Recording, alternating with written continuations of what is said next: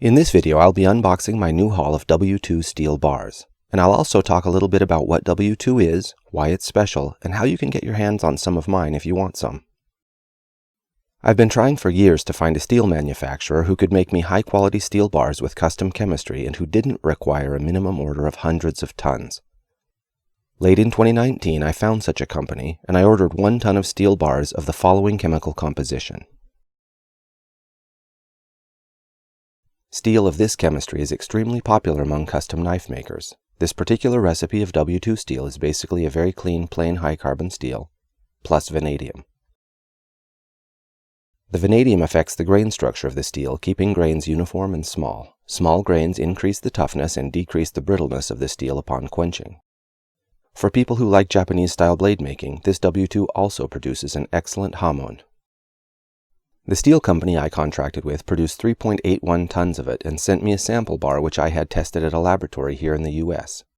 Here are the results of the laboratory analysis. As you can see, the steel is extremely clean, with impurities lower than the levels I specified and percentage carbon and vanadium pretty much exactly what I specified.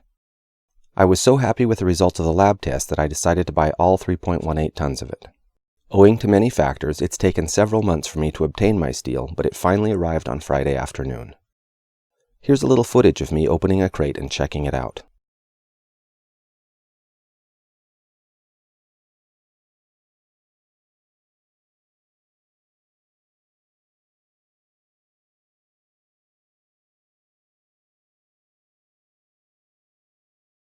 The bars are 12 inches long, 1.5 inches wide, and 5/16 inch thick. Each bar weighs 1 pound 8 ounces. My personal preference is for hot rolled, which is the reason for the mil scale. Obviously, bars of this size could be used for anything. One bar could be divided into smaller projects or used to make a single large blade. While most people would probably use bars like this for stock removal, they have enough meat to them that they could be forged even by someone with less experience.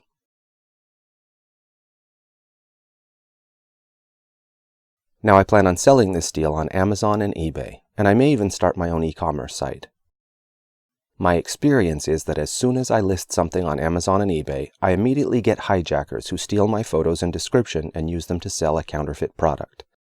In this case, there's no way someone could be selling the same steel as me, because all of it that exists in the world is sitting in my garage. So if you'd like to purchase some of it from me, I'll post links to my eBay and Amazon listings in the video description just as soon as I get my listings up. If you don't see links in the description, I don't have the listings up yet. Please be patient.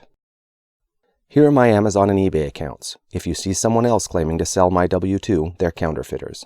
Also, if you see multiple sellers piggybacking on my Amazon listing, none of them are legitimate. Alright, so there you go. W2 steel bars for knife makers. If you're interested in getting some for yourself, I'll put links to my Amazon and eBay listings in the comments as soon as I get them up.